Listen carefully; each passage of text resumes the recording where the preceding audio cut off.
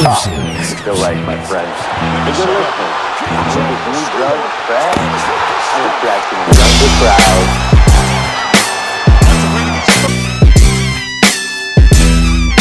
Welcome back, everybody. This is Prime Time Action Sports. It's been a kind of a while, and we apologize. I had to leave for a week to go to Cancun. But we're back. We're right here. Thanks again, Shane Fedak, for coming on. We had a blast having you on for the mid-season review. A lot's happened, Slater. Let's just kind of jump right into it. The Nationals won their first series. Logged that elusive title. They finally won. They upset the Astros. They won in a Game 7. They came out to play when they needed it. What are your thoughts on that? I thought it was huge, and Yeah. I thought it was huge because they won their 4 games they won were all on the road, so Yeah, that's a hard thing to do in a championship good for them. Yeah. in any sport. Yeah, 100%. And another thing, yeah, exactly. Another good thing that we're going to talk about too is we're wearing our Lakers jerseys. Lakers red hot after dropping the season opener against the Clippers. They've won 6 games in a row. They face the Miami Heat tonight. 9 assists, LeBron with 20, 10 assists and 5 boards. James, he got it! LeBron James is locked in. Battling on the offensive glass. Here comes James. James motoring. Missed it. Davis didn't. Just lost it again, and this time James controls it. James all the way in for the slam! LeBron James has put the Lakers in front. We'll see what happens. I think the most surprising thing from the Lakers right now is Dwight Howard. Yeah. One of the things we talked about was, let's see what he can actually do. And he's doing exactly what we need to, Rebounding, blocking. We're the best defensive team as of right now statistically. I know it's only 7 games in, going to 8, but that's big for us. That's Yeah. exactly what we needed. They look like a whole different team. They do, yeah. They look really good. And I know the Clippers are still doing okay. They lost 3, and they've obviously had load management issues, being fined $50K for Kawhi Leonard's injury not really linking up to what Doc Rivers was saying. Oh yeah, he's fine, no injury. So we'll see how that goes. Lakers haven't really had that problem yet because we haven't had back-to-backs, but we will in a couple of days. So yeah, that's kind of it. But Slater, as in tradition, what's something that's popping out to you in the sports world? There's a lot of things, I mean, NFL, it's like kicking into high gear. We're in like Week week 10. 10 already, so it's been pretty eventful. NBA season's just kicking off, so we got that to look forward to. Nate Diaz? Yeah, there's been some great fights over the past couple of months, and we got a couple more good fights coming up in the next couple of months. But Nice. sports world's been good. Nate Diaz, unfortunately, didn't get the W. I mean, I wasn't really rooting for anyone. I just wanted to see those 2 guys fight, like I said. But Nate Diaz representing West Coast. I got to roll with him, but I love Jorge Masvidal. He's my guy too. So, but credit to Jorge Masvidal. He won the BMF title via doctor stoppage in the start of the 4th round. Nate Diaz got some nasty cuts, but Was I right? Was it I? yeah, man. Masvidal and Nate Diaz came to fight, but it got stopped in the 4th round at the very start of it. But you saw Nate Diaz; he was ready to fight. He wasn't out. Masvidal, if it was a 3-round fight, he would have won it, no doubt. Mhm. But you saw it's a 5-round fight. Masvidal, he wasn't tired, but he was breathing more heavy than Nate Diaz was. And you saw Nate Diaz, he was like, I'm fine, let's go. He was ready to go. So I wanted to see those next 2 rounds. Nate Diaz, though, I mean, he's not very favorable to get another rematch, in my opinion. And he kind of just said that he's done with the fight game. He might retire and call it a career. I mean, he's made plenty of money. But, yeah, it was a sick event. And unfortunately, it didn't end the way we wanted to, but it was sick to see. Yeah, exactly. So, and after there was speculation a couple weeks before saying that Nate Diaz might not even fight. Yeah, And we actually got to see the fight, that so. was a big thing too, which is he made a statement for like not just himself but for other athletes in the future too that are like, oh, you found this in my sample, like keep it quiet, because a lot of times they'll let the fighter still fight, and then the results will come out after the investigation or after the fight, and you'll look like a cheater. Nate Diaz said, no, I'm not a cheater. You guys are all on steroids. You messed up. I'm not. There's nothing in my blood. I eat all organic. I don't even eat meat. So you should clear my name before I'm not gonna fight. Which is big. That's a big statement against USADA. So We got to jump into. Obviously, we're filming on a Friday, which rarely we do unless we have a special guest. But we just saw Thursday Night Football. The Chargers traveled to Oakland for the final time in their rivalry, their history of the rivalry. Sorry, and the final score was 26-24. But the topic of debate is what's going on with the Chargers. Are they actually a playoff contender? Are they a pretender, contender? What's going on? And the Raiders, hey, they position themselves nicely to be a wild card seed like you predicted going into the season. So I'm going to leave this to you, Slater. I'll read out some stats, after you kind of speak. But what was going on Thursday night? What did you kind of see from your analysis and at a viewer standpoint? A couple of things that I watched was, one, I thought the Chargers would win the game as long as they could stop the Raiders on offense. And I mean that by just because the Raiders' defense is not good at all. They've been getting run over all year. And their offense is really the only reliable thing that they have with Derek Carr and Josh Jacobs. Yeah, Tyrell Williams, he's a reliable guy. But, I mean, Derek Carr, man, I'm on this hype train. Before we get into, the Chargers, I just want to read off his stats for this recent 3 games. Last night, 218 yards, 1 touchdown, no pick. High completion percentage. I didn't write it down. 21 the week before that, 289 yards, 2 touchdowns, no interceptions. Week before that, 285 yards, 3 touchdowns, no interceptions. But he's a good player, man. And you give him a true number 1, like if we would have had AB, I feel like the Raiders would be on a next level. They'd win another game or 2 if they had that extra guy. But, I mean, I like Derek Carr. I like what he's doing. You give them a defense, you give them 1 more year to develop, they'll be an 11-5 team, in my opinion. But for the Chargers, I mean, Phillip Rivers, he's not a guy who gets sacked a lot. And he was getting hit a lot. He usually gets the ball away quick enough, but he just wasn't seeing it last night. He was seeing ghosts, in my opinion. Melvin Gordon, credit to him. He's finally getting off to a good start. He had a couple of good runs. Yeah, he had a touchdown as well. Rivers protected. Pass is caught. Gordon. And a strong play to start this drive by the Chargers. The 3-yard line. They hand it to Gordon, and he's going to plow ahead for the touchdown. Melvin Gordon pushing. Getting him involved more, but I mean, the Raiders, they beat the Chargers on defense. They got 3 interceptions. Sorry, should have been 5 and a touchdown. Yeah, it should have been 5, and they got a touchdown off of 1 too. So and then winning the game, running the ball. On first down, here's another pick, and that's Harris again. Down the sideline, a flag is down in the middle of the field, and Harris is into the end zone. I just feel like the Raiders were the team that showed up last night, and the Chargers weren't. But and I mean the Chargers, the next 6 opponents they got, I wrote that down too. The Chiefs, Broncos, Jaguars, Vikings, Raiders, Chiefs. The Chargers are good enough to win all those games, but are they bad enough to lose? I mean, at least 1 or 2 of those. Yeah, you're pretty damn close. Yeah, you can lose 2 of those easily. I mean, you got the Chiefs twice. You got Mahomes back next week, of course, or this week, and then you got the Vikings, who are a team that are looking like some contenders. I feel like they're gonna miss the playoffs. The Broncos, they already lost to once this year. That matchup's in Denver. Jaguars, always a stingy team. You got the Raiders again, who you just lost to, and then you got the Chiefs to close it out too. But I mean, as far as the playoff picture went before last night, you got the Patriots at 1, Ravens 2, Texans 3, Chiefs 4, wild card spot, Bills and the Colts, and then in the hunt, the next 4 teams: Pittsburgh, Oakland, Jacksonville, and Tennessee. And after last night, the Chargers, they get knocked way more down the totem pole. Raiders go up 1. And I mean, it's just not looking good. The Chargers are 1 game away from being the best they can do is 9-7, and you're not gonna make the playoffs most of the time at 9-7. So, I feel like it's highly unlikely the Chargers make the playoffs.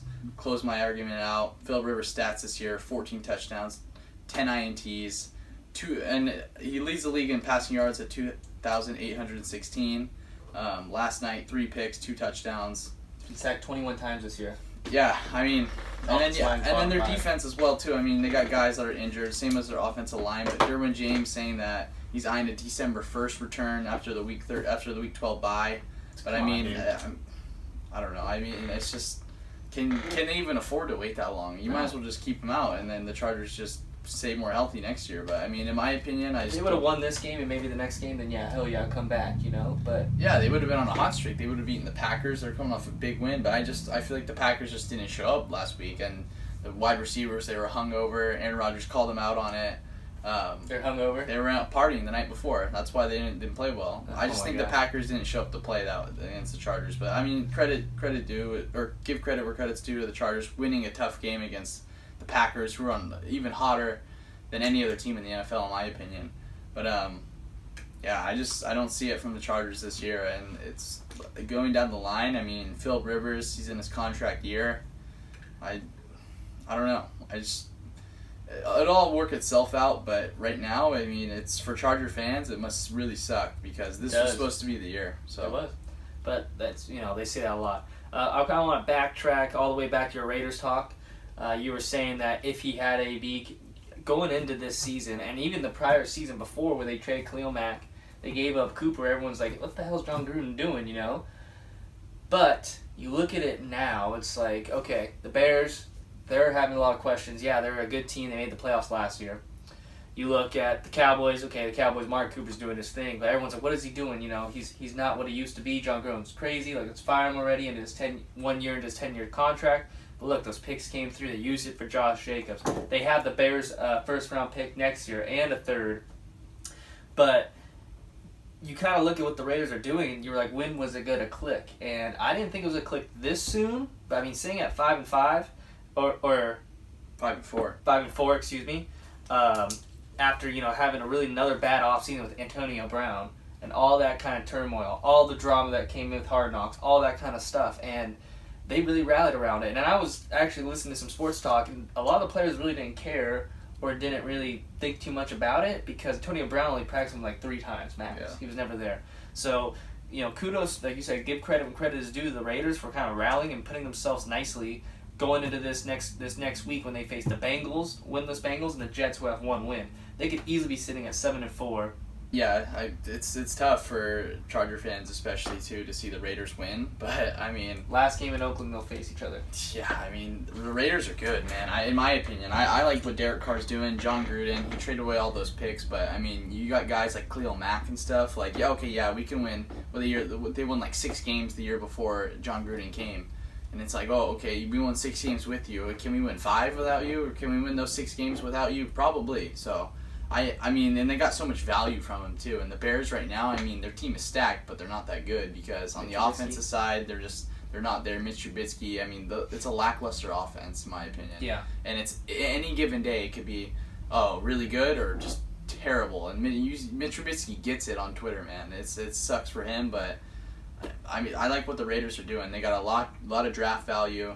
They have a lot of good young talent. They got a good coach to build around. They got a really good quarterback to build around too. So I think that's what you need to be a good franchise. And in the next couple of years, they're so young. They could be the next team that we're talking about, like where the Philadelphia Eagles came out of nowhere. I mean, it could be that. But I really like what the Raiders are doing. So time.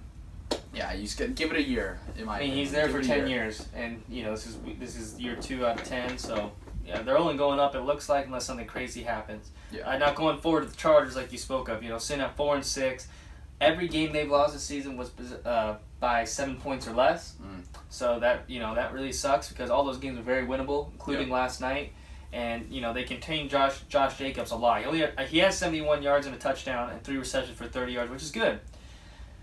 However, when he scored in that minute left, I believe it was a 17 to 18-yard run. That was his longest run all game. And, of course, Chargers letting it happen when it means the most and giving it away. And you look at Rivers, like you said, he should have had 5 picks. He threw it right to the defender. He was squeezing it tight windows all day. The ref bailed him out. He was pressured almost all night long off the right side. So their line's bad. And I don't really – honestly, I'm pretty pissed off. It sucks. Because honestly, not only like the record and how we're positioning ourselves, how close the games are, but also I read this stat. They're the most money spent on IR this year, 2019, is the Chargers, and $17 million. So that's including I can't even think of everyone. Lamp. Let's look at James. Let's look at I can't even think who else is hurt. Line. Yeah, Ty Will, the whole all-line, Okun. Ty Will's not in the team, but not Ty Will. Travis Benjamin, all those kind of guys, and it just really sucks, and it's really defeating. And I don't honestly if they can pull us out, good for them. But I like you said, they faced Mahomes twice. They faced the Vikings for a round. The Broncos they already lost to and should have won. They faced the Raiders again. Yeah, it's in LA, but black hole will still surround that stadium. So hell.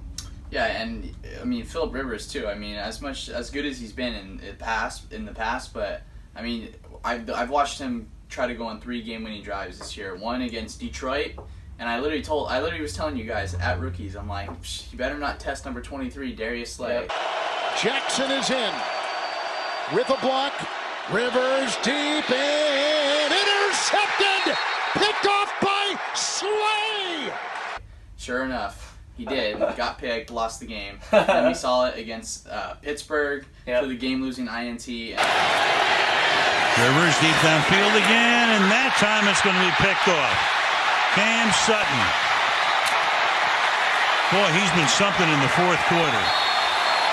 And that will tie a bow on it. And then last night, I don't know what the hell that drive was. That was like the most 3 horrendous. timeouts. That was the most horrendous game-winning drive attempt I've ever seen. Not just like the play of the Chargers, but just the drive together. Like there was just penalties on both ends of the ball. Phil Rivers was thrown into double coverage. Like he was overthrowing guys. It was just throws that didn't make sense. You didn't need to force it that early. I mean, it's 4th and 10. You throw it 50 yards down the field. I mean, you get 10 yards. You have 3 timeouts in 30 seconds. Like I don't understand what. Rivers airs it out. Allen pass is picked.